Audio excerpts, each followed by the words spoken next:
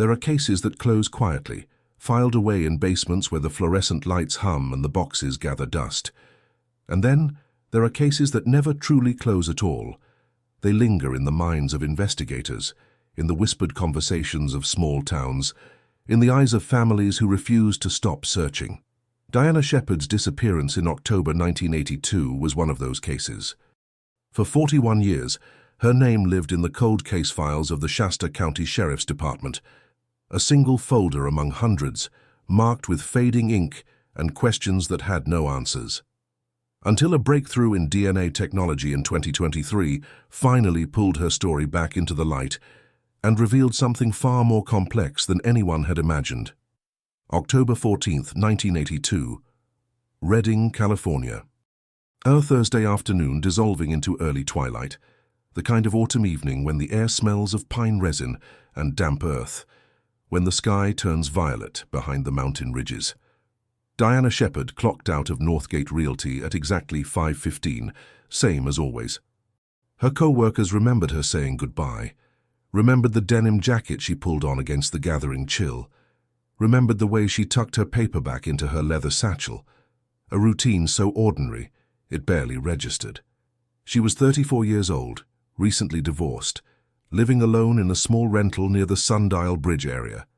She had no enemies anyone could name, no debts, no drama, just a quiet woman, rebuilding her life one careful step at a time. She never made it home. By 8 o'clock that night, when Diana failed to answer her phone, her younger sister Karen began to worry.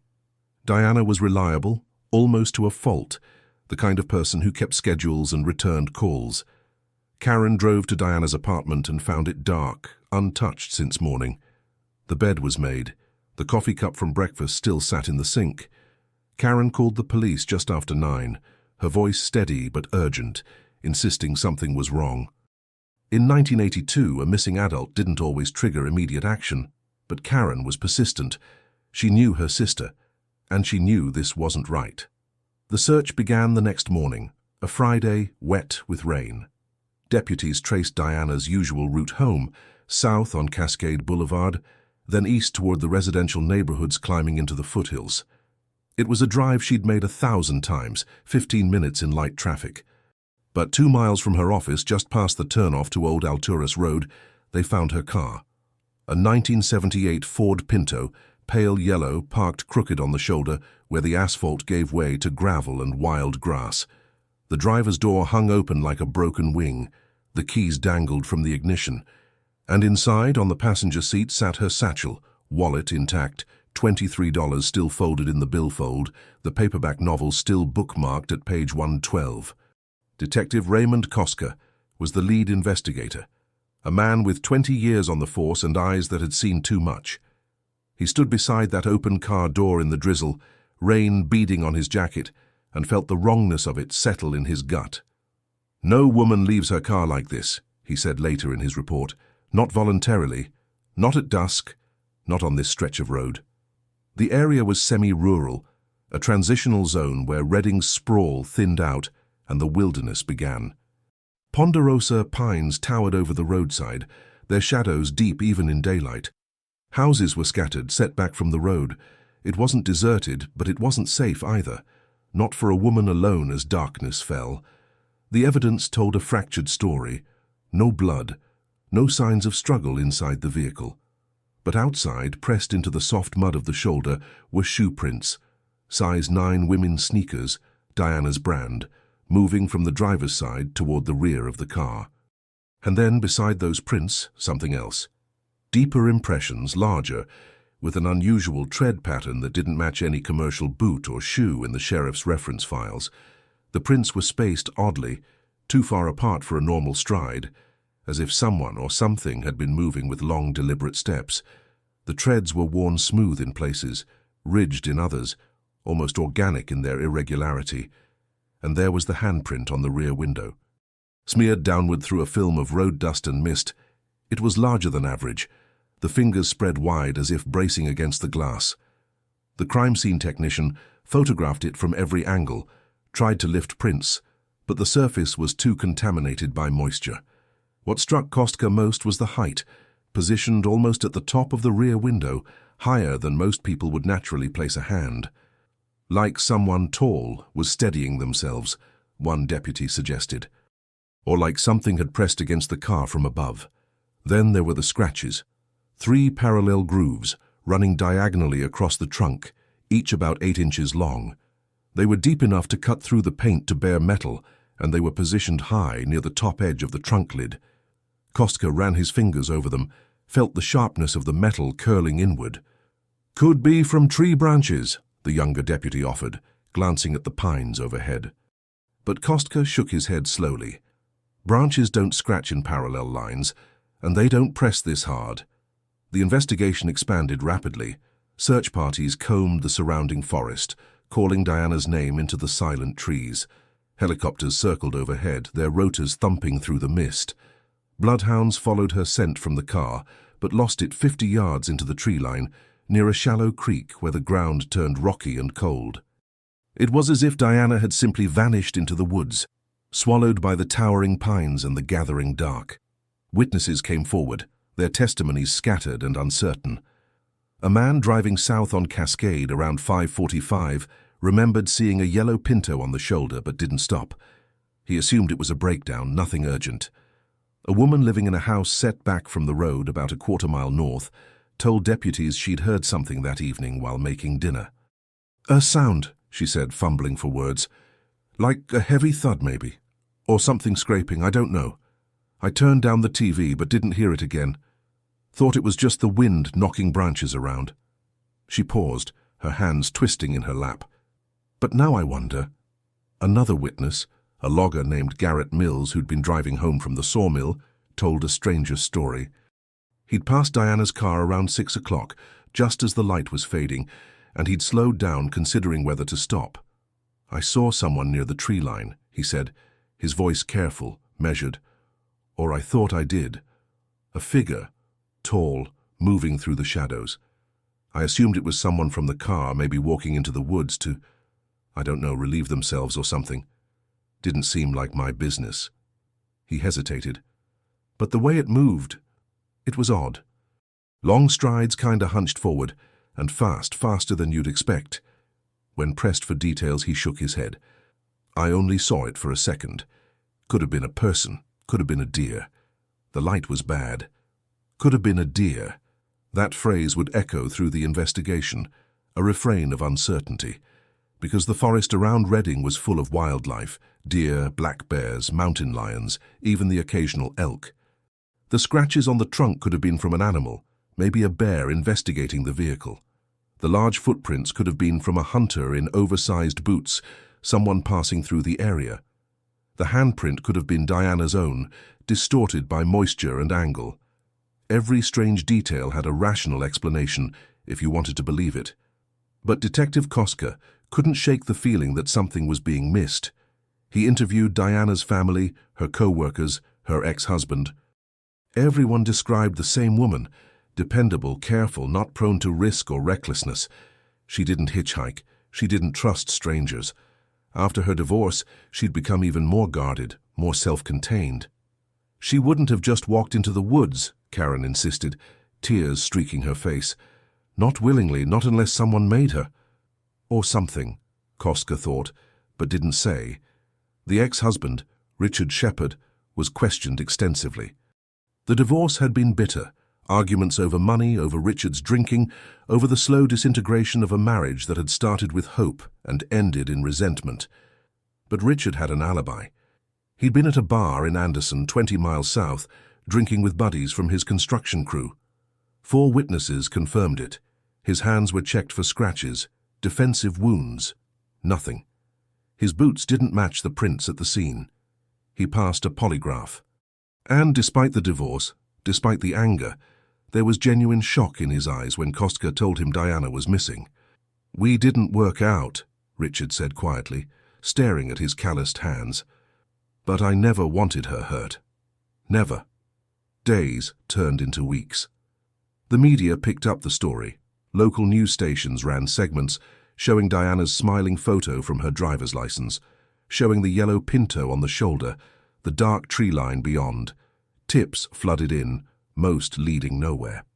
Someone claimed to have seen a woman matching Diana's description hitchhiking near Red Bluff. Another caller insisted she'd run away to start over, that she'd been depressed after the divorce. But Karen and Diana's mother knew better. "She was healing," Karen said firmly. "She was making plans. She'd just signed up for a pottery class, for God's sake. You don't do that if you're planning to disappear." The case grew cold by December. The physical evidence was catalogued, photographed, stored. The odd footprints, the scratches, the handprint, all filed away as unexplained but not conclusive. Theories proliferated: an opportunistic abduction by a passing stranger, a random act of violence, a tragic encounter with wildlife, though no blood or remains were found.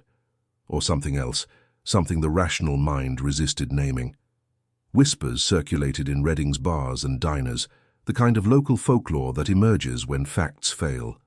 Stories about the forests around Shasta, about things seen in the mountains, about shapes moving between the trees that didn't match any known animal.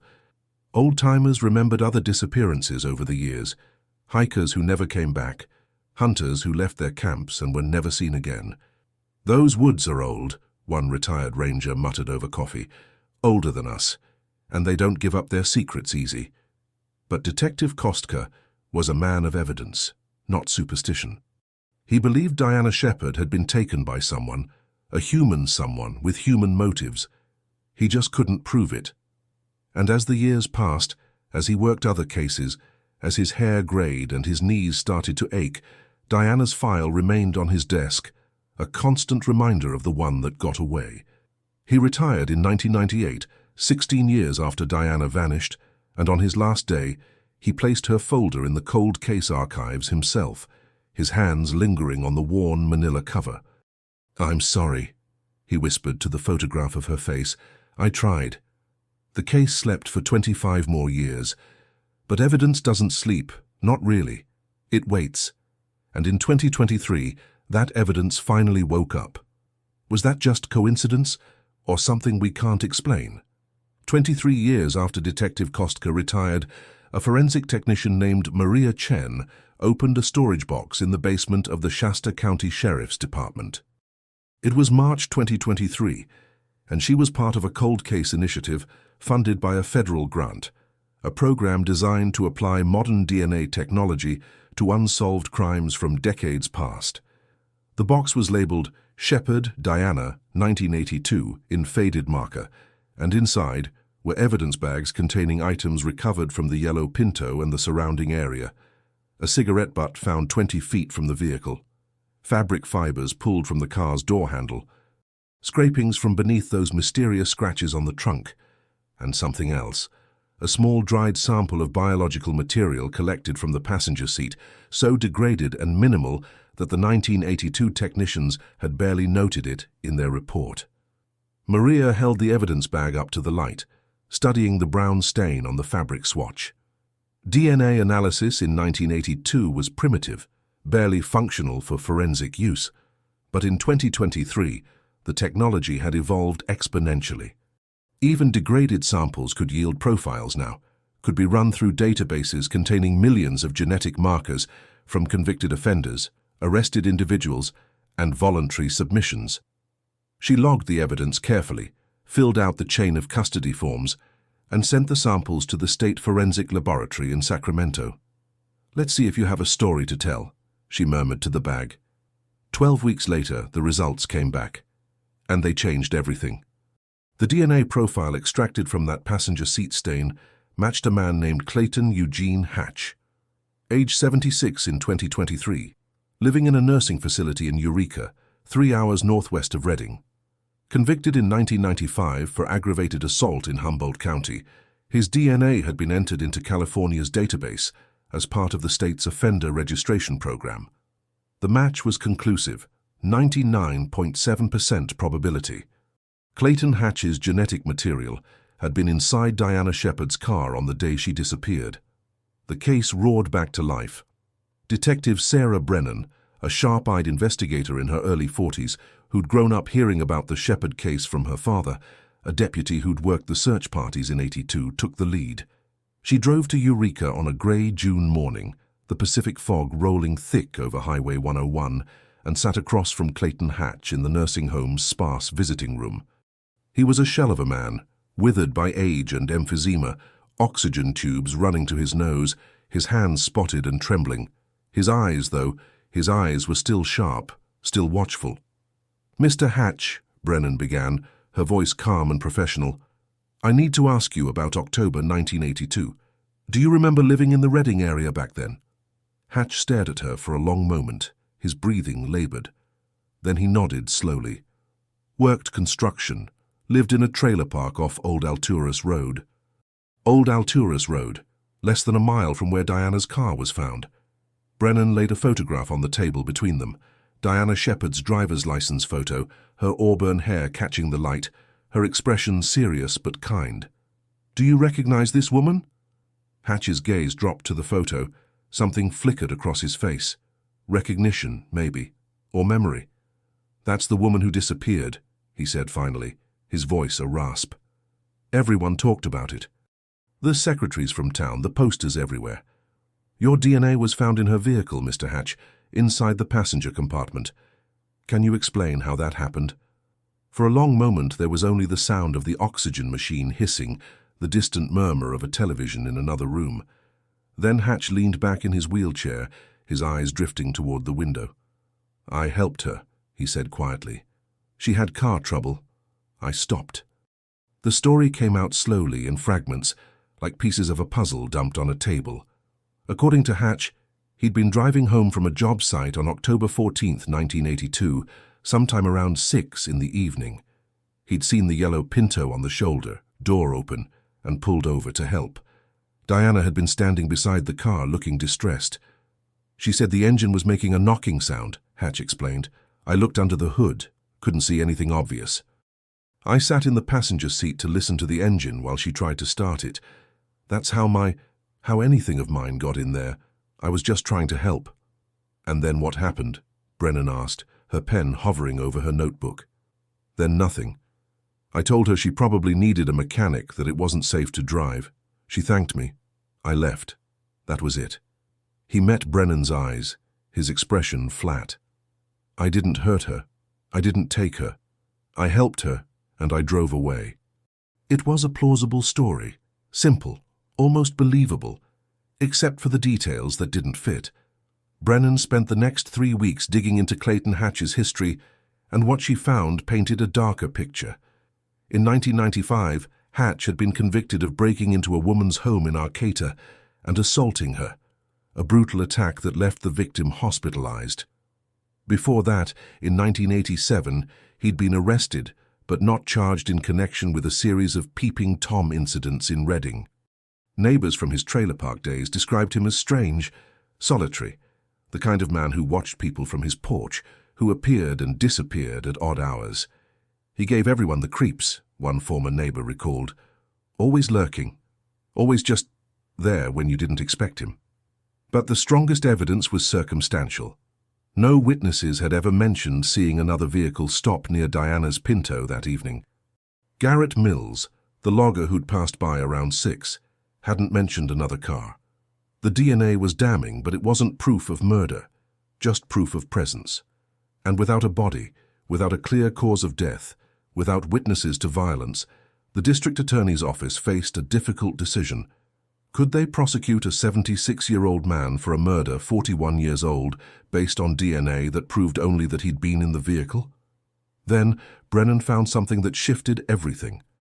Going through the original case files, she discovered a detail that had been noted but never fully explored. A Forest Service employee named Thomas Whitmore, who'd been conducting a routine trail inspection in the Shasta Trinity National Forest in November 1982, 3 weeks after Diana's disappearance, had found something strange about 6 miles northeast of where her car had been abandoned. Deep in the woods off any established trail, he'd come across a small clearing where the ground looked disturbed, freshly turned, with fallen branches arranged in what seemed like a deliberate pattern. And nearby, caught on a low bush, he'd found a scrap of denim fabric, dark blue, weathered. Whitmore had reported it to the sheriff's department, but in the chaos of multiple leads and dead ends, it had been logged and filed, never fully investigated. The fabric had been tested for blood, negative, and then stored. Brennan requested it be retested with modern methods. This time the lab found epithelial cells, skin cells, embedded in the fabric's weave, and the DNA matched Diana Shepherd. The search teams mobilized again, this time with ground-penetrating radar and cadaver dogs. On a cold morning in late August 2023, they returned to that clearing, now overgrown with 41 years of forest growth. The dogs alerted immediately, circling an area near a collapsed oak tree. The excavation began carefully, methodically, and 3 feet down, wrapped in decomposed plastic sheeting, they found Diana Shepherd's remains. The forensic anthropologist's report was clinical but revealing. Diana had suffered blunt force trauma to the back of her skull, a single devastating blow that had likely killed her quickly. The angle and force suggested an attack from behind, sudden and brutal. But there were other marks on the bones, strange scoring and gouges on her ribs and left femur that the anthropologist couldn't easily explain. Consistent with scavenging by animals, the report noted, though the pattern is unusual, deeper and more systematic than typical post-mortem animal activity. Detective Brennan stood at the gravesite as the remains were carefully removed, and she felt the weight of 41 years pressing down on her shoulders. Diana Shepherd had been here the whole time, 6 miles from her car, buried in the cold earth beneath the pines. But questions remained. Too many questions. How had Hatch transported her body this far into the forest? His truck in 1982 was a beat-up Chevy, confirmed through old DMV records. But the logging roads that approached this area were rough and poorly maintained. It would have taken significant effort to carry or drag a body this distance on foot. And Hatch, even in his 40s back then, was not a large man. 5'9", maybe 160 pounds according to his arrest records. Diana had been 5'6", around 135 pounds. Possible, but difficult. And then there were the details from the original scene that still didn't fit. Those large footprints in the mud near the Pinto. Brennan had the evidence photos enlarged, studied them alongside Hatch's boot size from his 1995 arrest. Size 9. The prints at the scene were estimated at size 12 or 13, distinctly larger. Could have been from a witness who stopped and didn't report it, the DA's investigator suggested, or someone from the search party contaminating the scene. But Kostka's original report had been meticulous. Those prints had been photographed before the official search began, before anyone else had trampled the area. Then there were the scratches on the trunk, positioned too high, too deliberate. And the handprint on the rear window, that large smeared palm print that had never yielded usable fingerprints. Brennan requested the evidence bags containing scrapings from those scratches be retested for DNA. The results came back inconclusive, too degraded, too contaminated with rust and environmental exposure. But there were traces of something organic, something the lab couldn't quite identify. Possibly animal hair or plant material, the report stated vaguely. Further analysis recommended. Karen Shepherd, now 71 years old, wept when Brennan called to tell her they'd found Diana. 41 years, she whispered. My God. 41 years she's been out there alone. But alongside the grief was a strange disquiet, questions that Karen had never voiced before. Detective, I need to tell you something. Something I didn't think mattered back then, but now... She hesitated. 3 days before Diana disappeared, she called me. She was unsettled, said she'd been hiking on Miners Ridge Trail that weekend and had seen something strange. Strange how? Brennan asked, her pen poised. She said she'd felt watched, like something was following her through the trees, but every time she turned around, nothing was there. She heard branches breaking, heavy footfalls, but the sounds didn't match any animal she recognized. And the smell. She mentioned a smell, like wet earth and something metallic. She laughed it off, said she was being paranoid, that it was probably just a bear or a big deer, but she cut her hike short, came back down the trail faster than usual. Karen's voice grew quieter. I told her it was her imagination, that she was stressed from the divorce, but what if it wasn't? What if something really was following her? What if it followed her home? Brennan wrote it all down, her hand steady, even as unease prickled at the back of her neck. She'd grown up in these mountains, knew the wildlife, knew the rational explanations. But she also knew the stories, the ones locals told in hushed voices, the accounts from hunters and hikers who'd seen things they couldn't name, shapes moving through the forest that didn't fit any known category. Most dismissed it as folklore, misidentification, the human brain's tendency to construct monsters from shadows and fear. But every now and then, there were details that didn't fit, evidence that resisted easy explanation. She interviewed other people who'd known Diana in 1982. A co-worker named Beth Ramsey remembered Diana mentioning feeling unsettled in the weeks before her disappearance. She said her apartment felt wrong sometimes, like someone had been inside while she was at work, even though nothing was missing. Little things out of place, a window open that she swore she'd closed, her bedroom door ajar when she'd left it shut.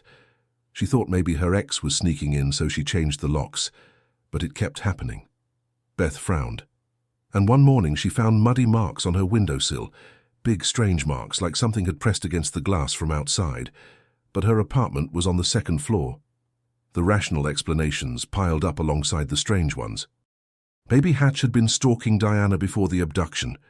Maybe he'd watched her, learned her routines broken into her apartment. Maybe he'd been the source of her unease, the presence she'd felt but couldn't name.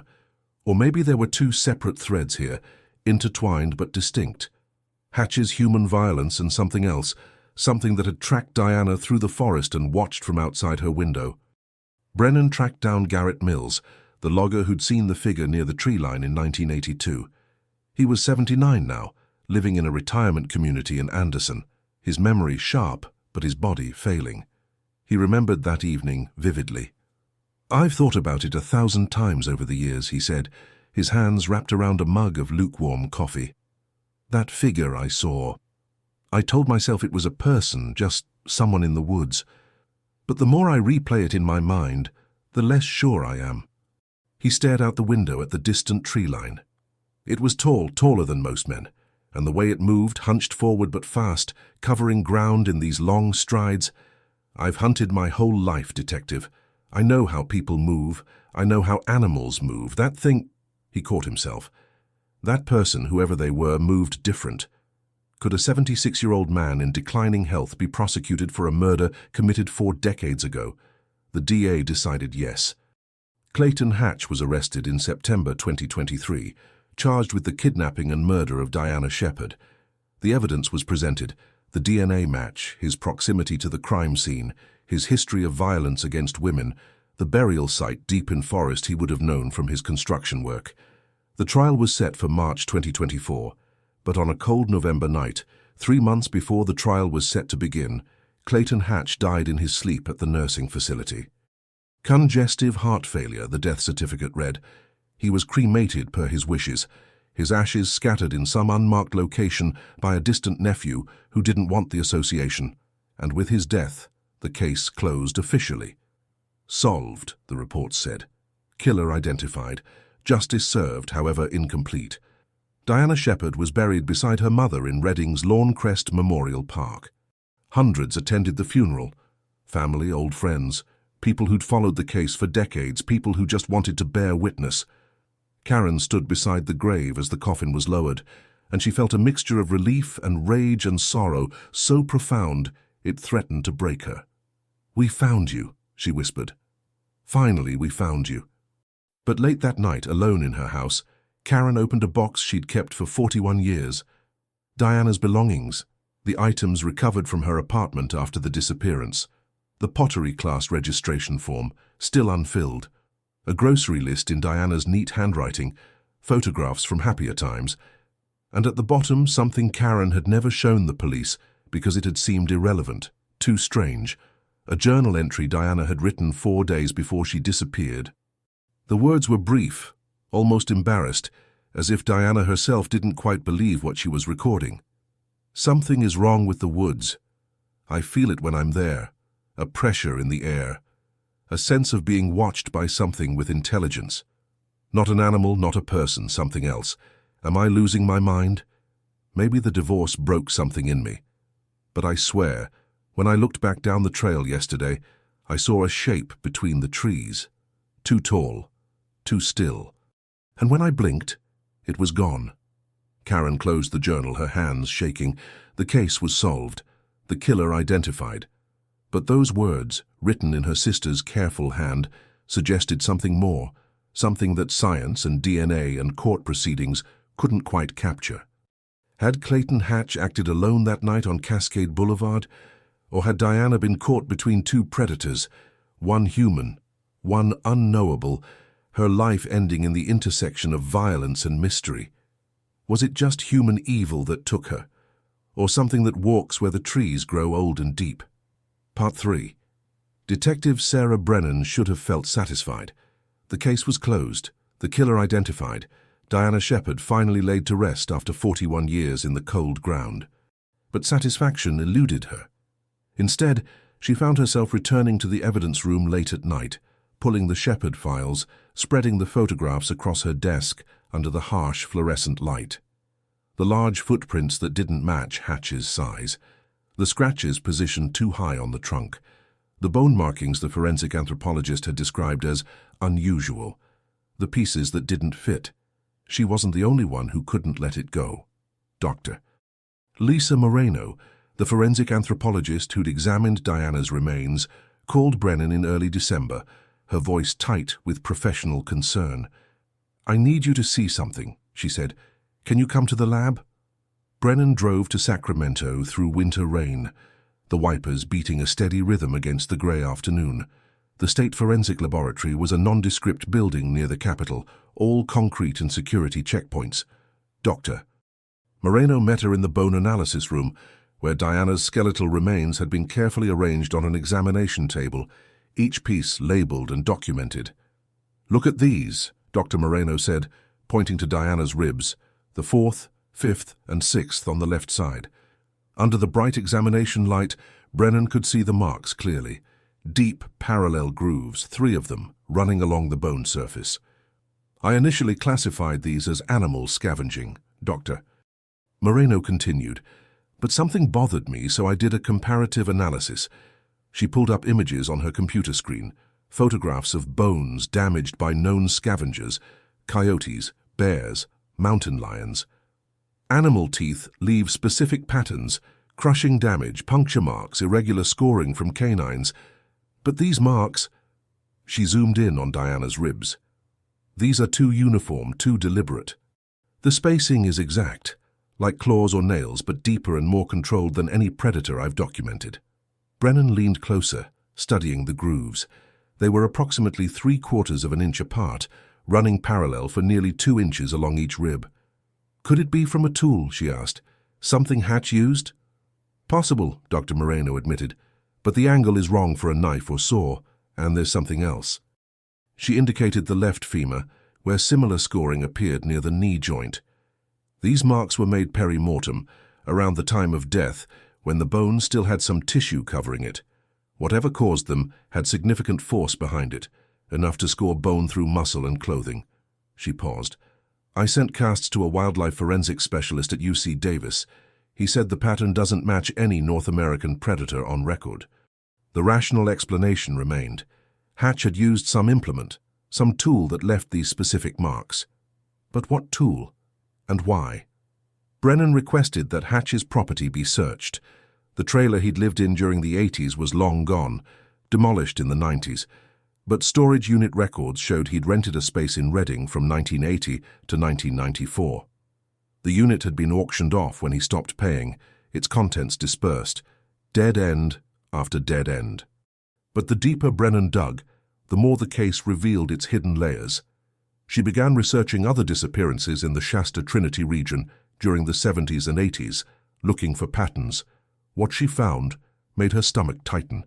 Between 1975 and 1985, 7 people had vanished in the forests within a 50-mile radius of Reading. 3 were hikers who'd gone out on day trips and never returned. 2 were hunters separated from their groups, last seen heading into dense timber.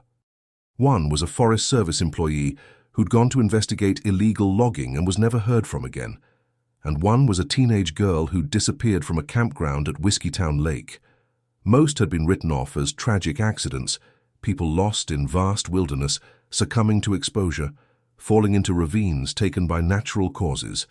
Only 2 cases had been classified as suspected homicides, and neither had been solved. But reading through the files, Brennan noticed details that echoed Diana's case. Unusual footprints found near a missing hiker's abandoned backpack, large, irregularly spaced. A camper reporting strange sounds the night before a hunter went missing. Heavy breathing, movement in the brush that seemed too deliberate for wildlife. A forest ranger noting in a 1979 report that he'd found a missing woman's jacket torn and hanging from a tree branch, 12 feet off the ground, with no clear explanation for how it got there. She contacted families of the missing, those who were still alive, still searching for answers.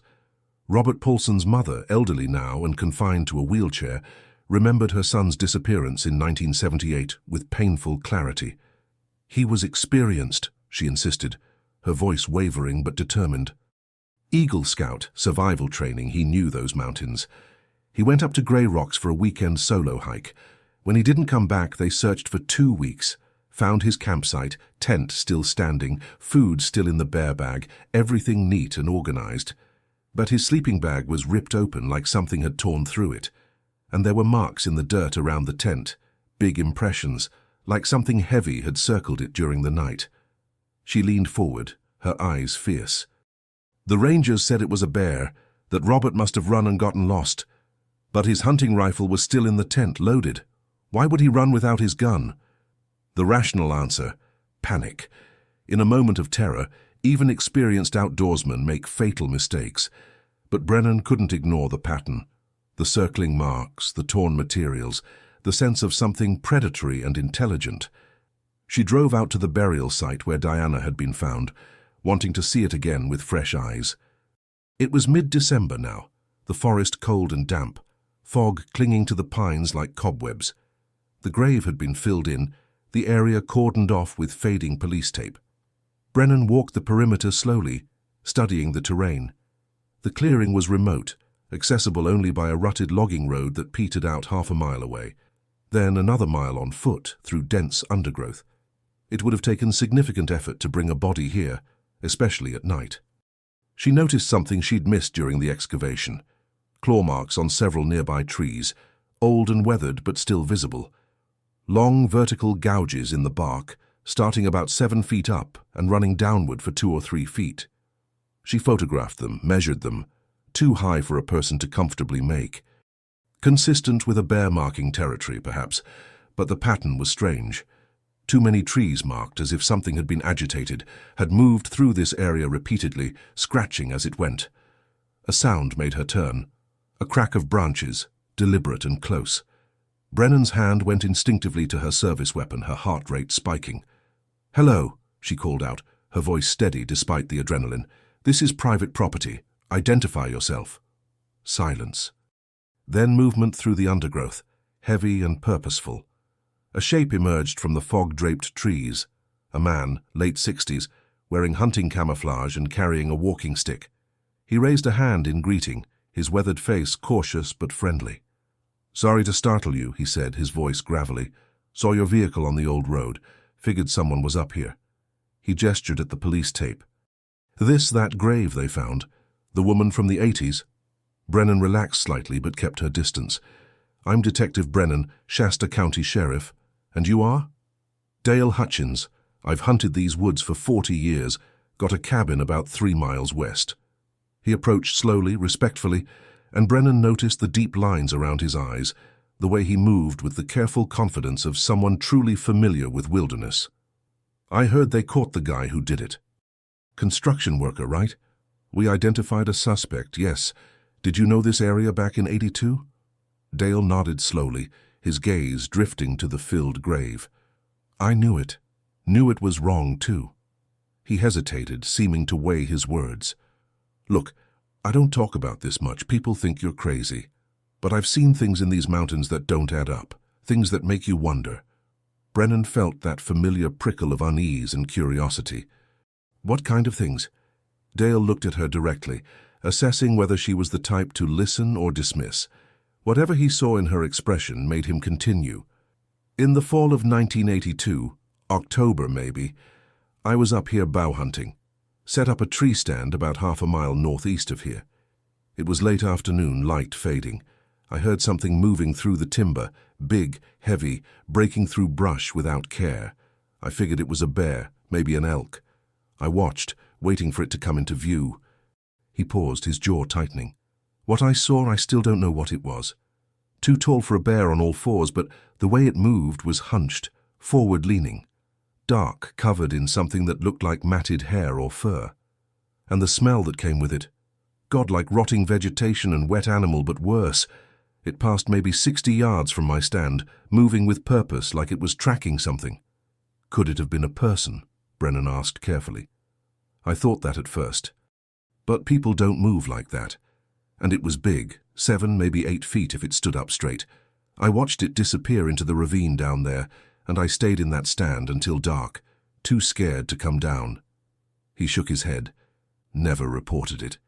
Who'd believe me? But when that woman disappeared a few weeks later, when they searched these woods, I wondered. And I've wondered ever since. Brennan wrote it all down, her pen moving steadily. Another testimony, another piece that didn't fit the neat conclusion of Hatch as the sole perpetrator. Did you ever see it again? Not that thing specifically, but I've found signs over the years. Tracks I can't identify. Trees with bark stripped off, way higher than any bear could reach. Clearings where the ground looks torn up, like something massive rolled or thrashed there. And sounds. Christ, the sounds, sometimes. Howls that don't match wolves or coyotes, these deep resonant calls that carry for miles. He met her eyes. You think I'm talking nonsense? I think you're describing what you saw, Brennan said carefully, and I appreciate your honesty. Dale smiled grimly. There's more people like me than you'd think. We just don't talk about it, not officially. But ask around. Talk to the old-timers, the rangers who've worked these forests for decades. They'll tell you, there's something in these mountains. Has been for as long as anyone remembers. Native tribes knew it, had names for it, stories about forest giants that walk on 2 legs. White settlers wrote about it in their journals, called it different things. Wild men, wood devils. Now we don't call it anything, pretend it doesn't exist. But it does. After Dale left, Brennan stood alone in the clearing, surrounded by ancient pines and the weight of questions without answers. The rational part of her mind catalogued Dale's testimony as anecdotal, unreliable, the product of poor lighting and imagination. But another part, the part that had grown up in these mountains, that had felt the eerie silence that sometimes descends in deep forest, that had experienced moments of inexplicable unease, that part wondered. She returned to the station and pulled every unsolved case from the Shasta Trinity region going back 50 years. Working late into the night, she created a map, pinning locations where people had disappeared or reported strange encounters.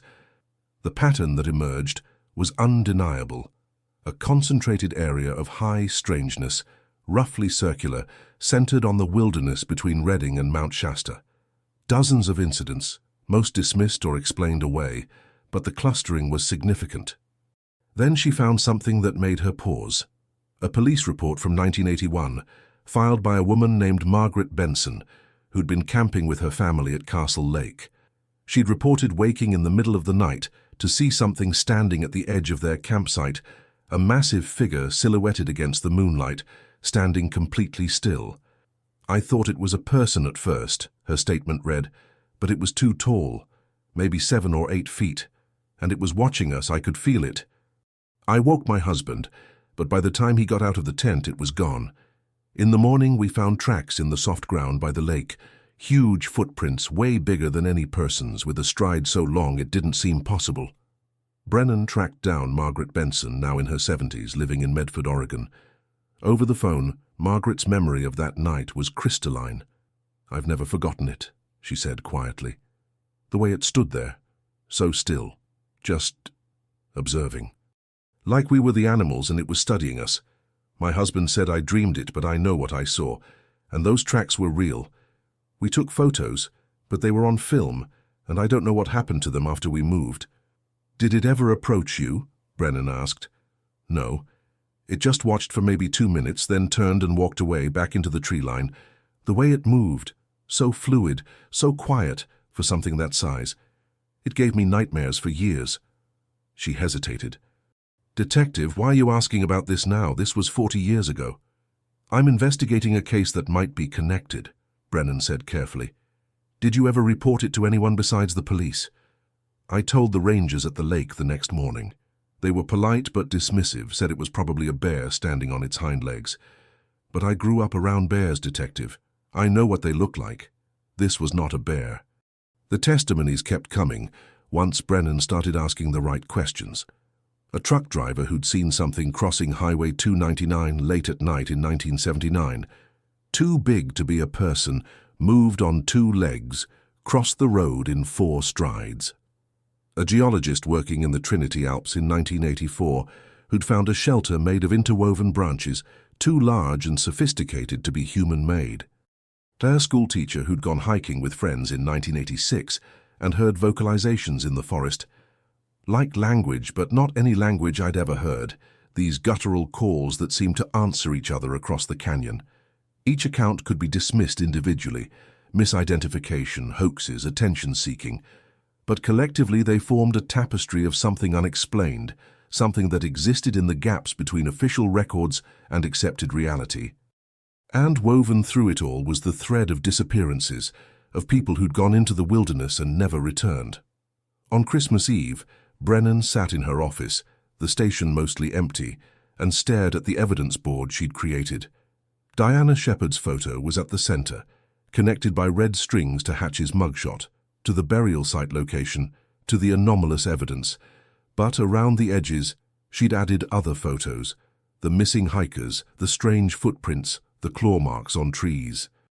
2 narratives overlapping but distinct. Her phone rang, breaking her concentration.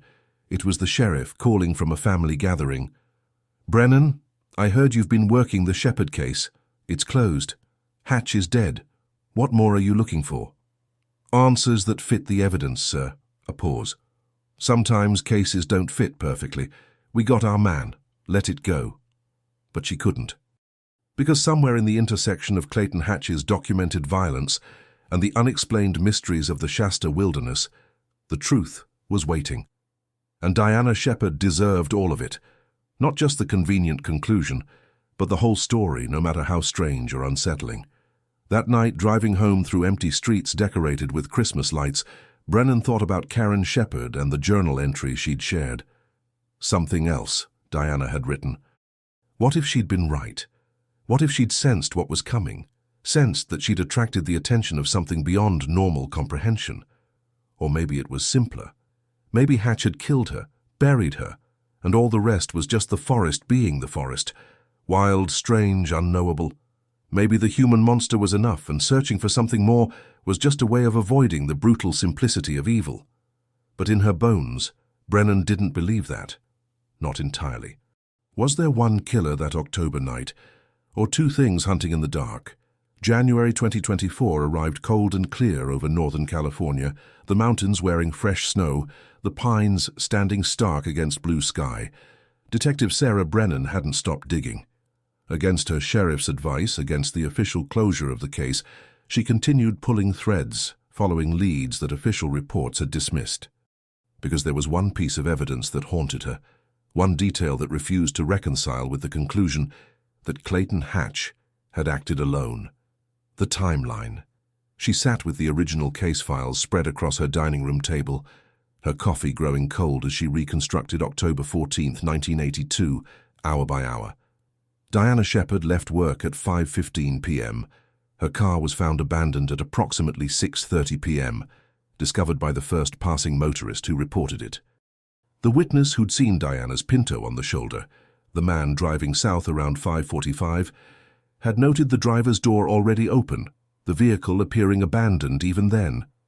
That gave a window of maybe 30 minutes from the time Diana left work to when something happened on Cascade Boulevard.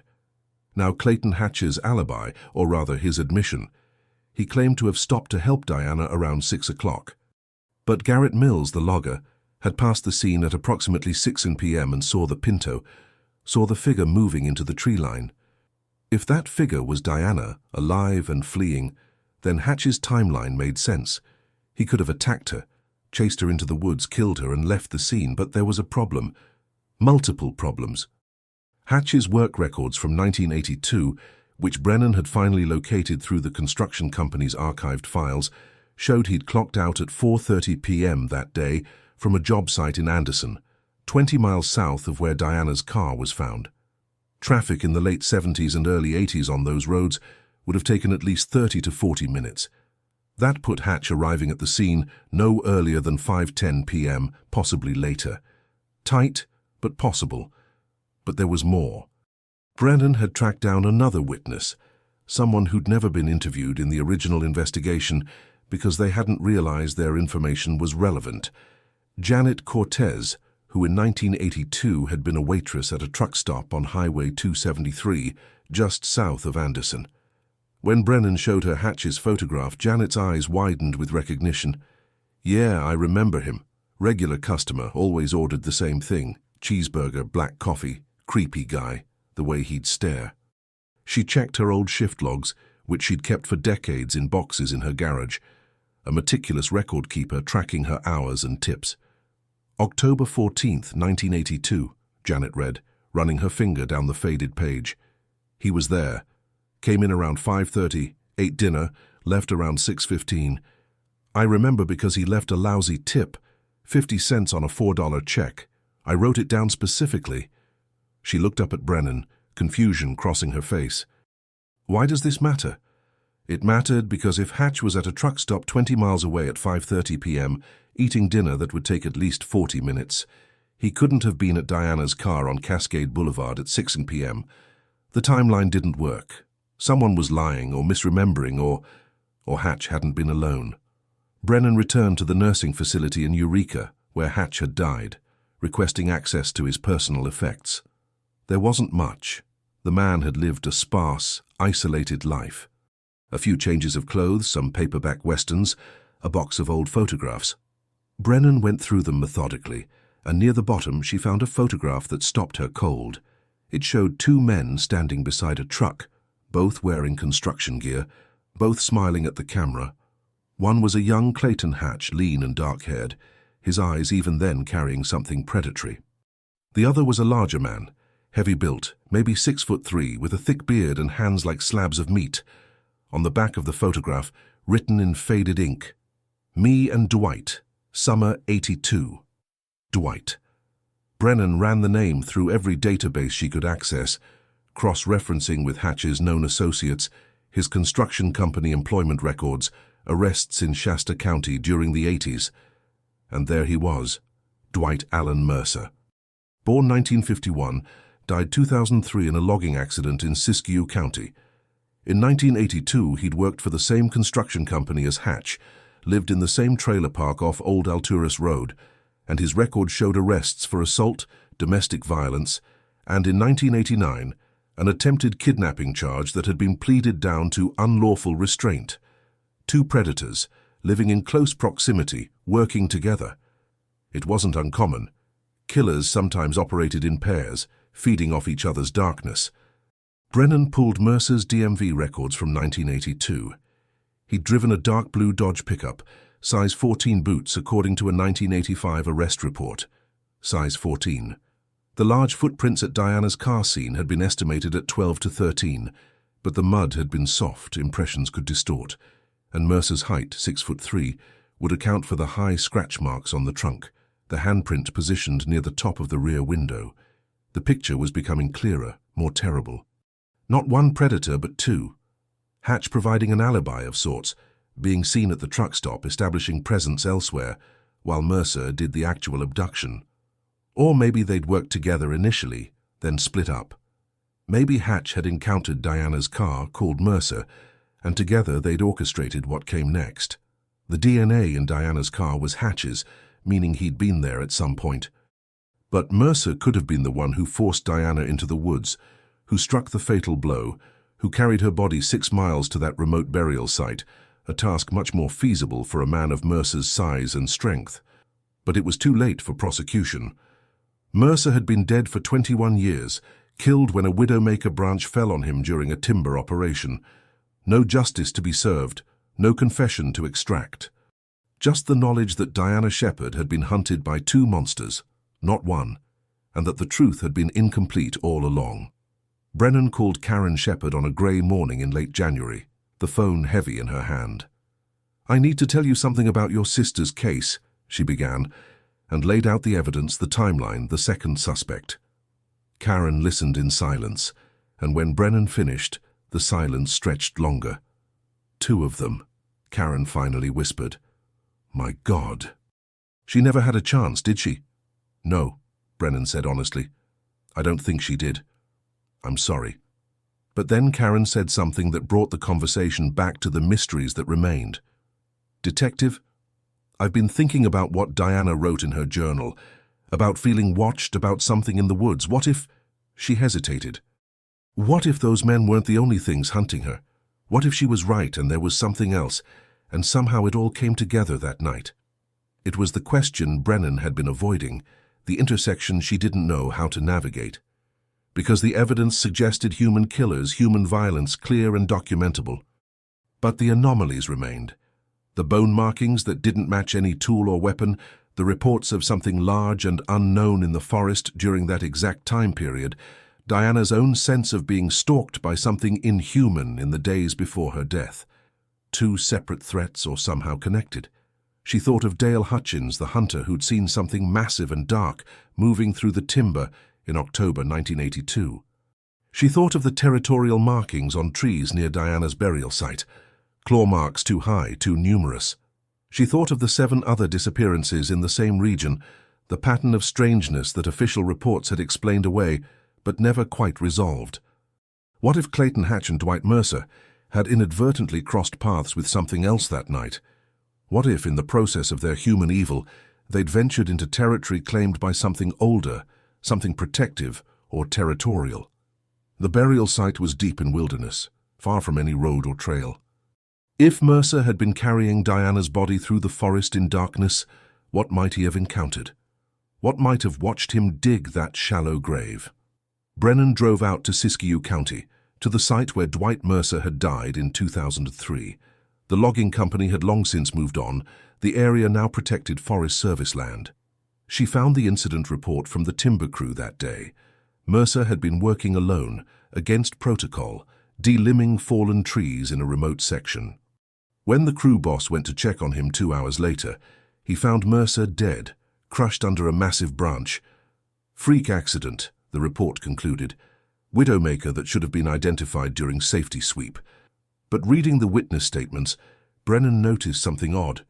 The crew boss had noted that Mercer seemed spooked that morning, had been acting strange, kept looking over his shoulder, said something didn't feel right about the job site.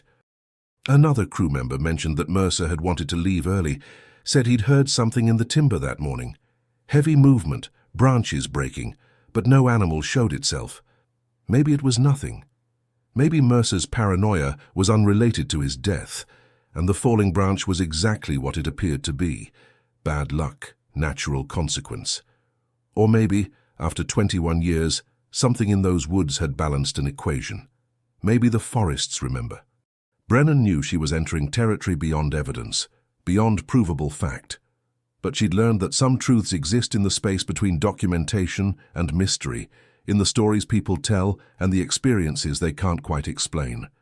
The rational narrative was complete. Hatch and Mercer, 2 violent men, had abducted and murdered Diana Shepherd in a crime of opportunity and evil. The DNA, the timeline, the histories of violence, it all supported that conclusion. But the other narrative, the one that whispered beneath the surface, suggested Diana had been caught in something larger, had sensed the presence of something ancient and territorial, and in her final moments had been at the intersection of human predators and something beyond human understanding. Both could be true, or neither. Or the truth was somewhere in between, in a place language couldn't quite reach. In February, Brennan attended a gathering at Karen Shepherd's home, a small memorial service for Diana, now that her remains had been properly laid to rest.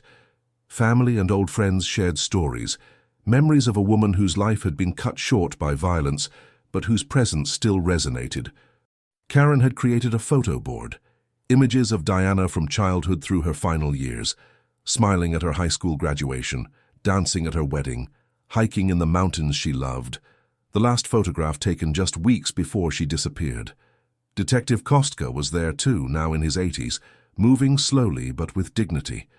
He stood before Diana's photograph for a long time, his old eyes wet. "I never stopped thinking about her," he told Brennan quietly. 41 years, and I never stopped hoping we'd find answers. "We found some," Brennan said. "Not all. Maybe not enough, but some." Kostka nodded slowly. "Sometimes that's all we get.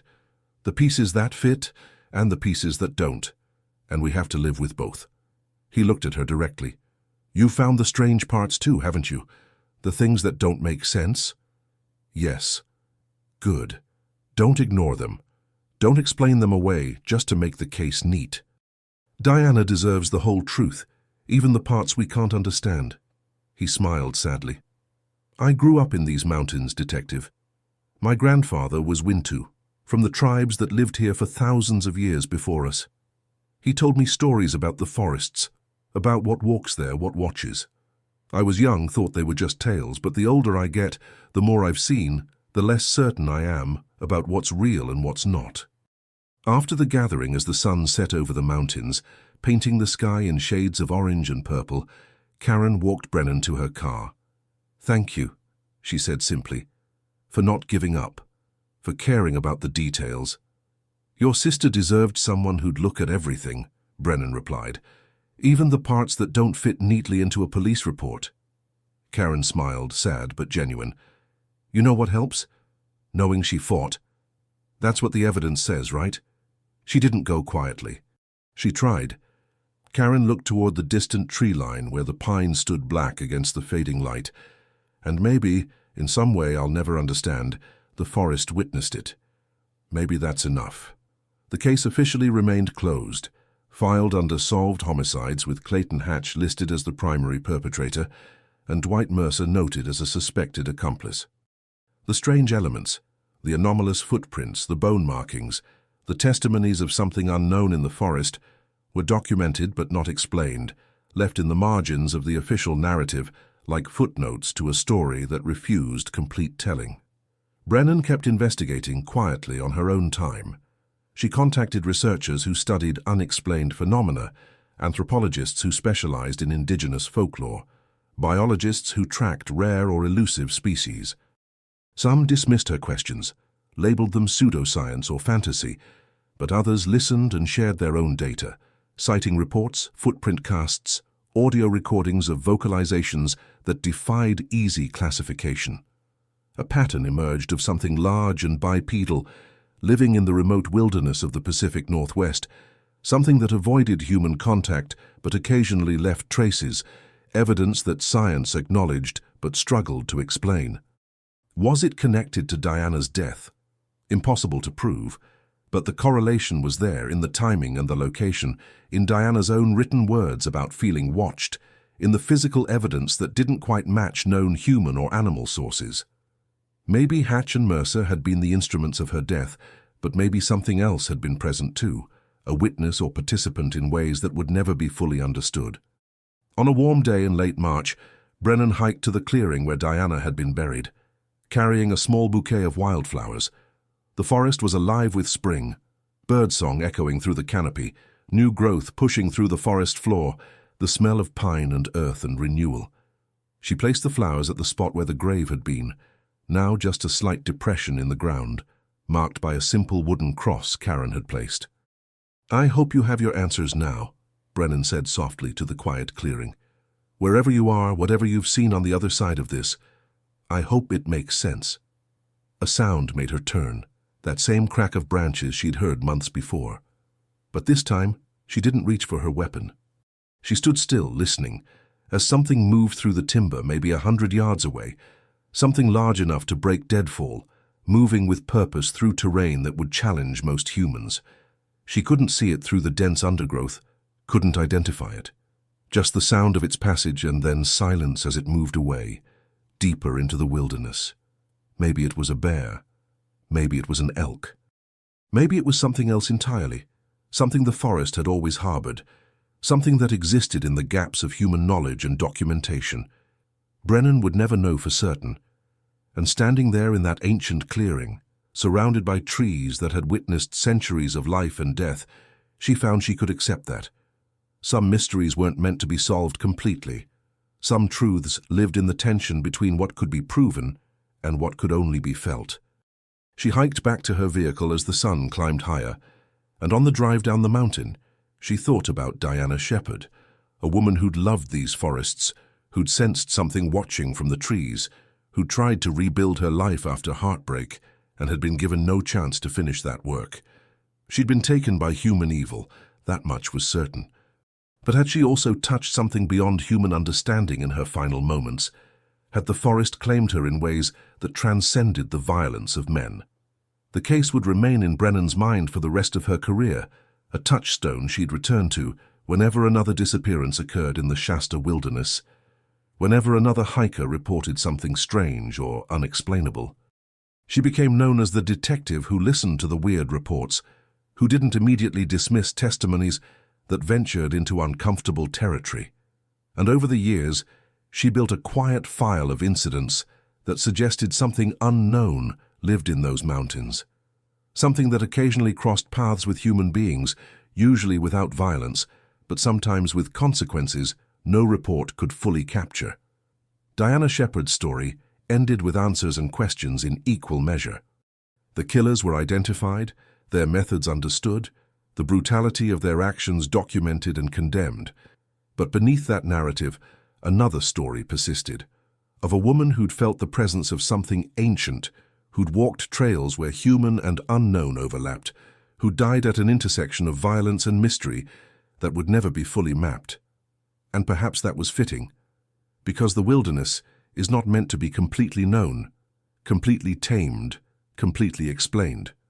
It exists as a reminder that for all our science and technology and certainty, there are still places where the old rules apply, where the unknown still walks, where mystery is not a problem to be solved, but a truth to be respected.